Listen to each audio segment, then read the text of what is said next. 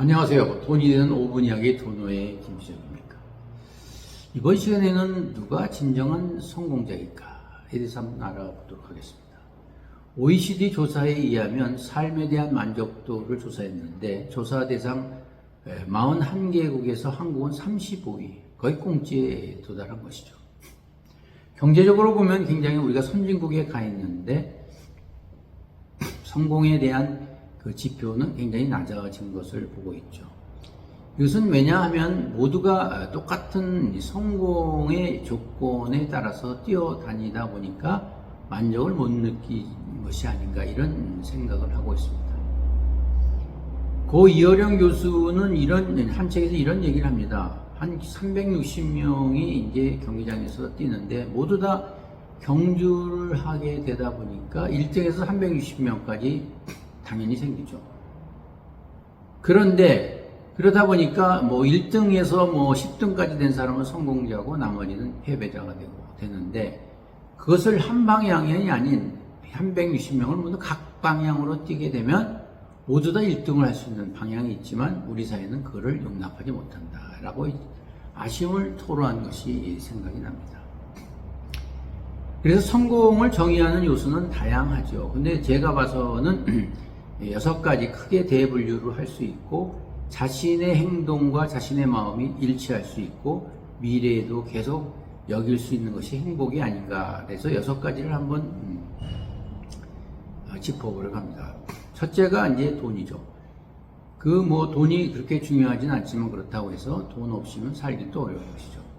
매달 들어오는 수입이라든가 또 일정한 기간을 버틸 수 있는 그것이 이제 중요한 것이죠. 그 수입은 남과의 비교가 아니라 자신의 경제적인 자유를 위해 필요한 요소입니다.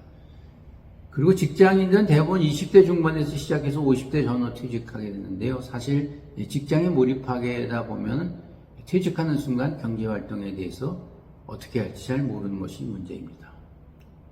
그 두 번째가 지위인데요. 어떤 사람들은 직장에서 이제 높은 직책을 얻기 위해 혈안이 되죠. 물론 높게 되면 연봉도 많아지고 있지만 그러나 사실은 은퇴라는 것은 정해져 있기 때문에 이 직위를 높이기 위함보다도 자신만의 기술과 직업을 높이는 것이 중요하다고 봅니다.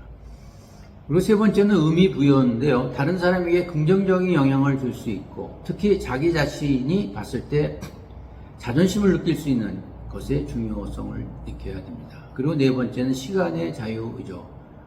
우리가 돈을 잃으면 조금 잃은 것이고 건강을 잃으면 많은 것을 잃지만 그러나 희망을 잃으면 모든 것을 잃다고 하고 있죠. 그래서 시간을 중요시 해야 됩니다.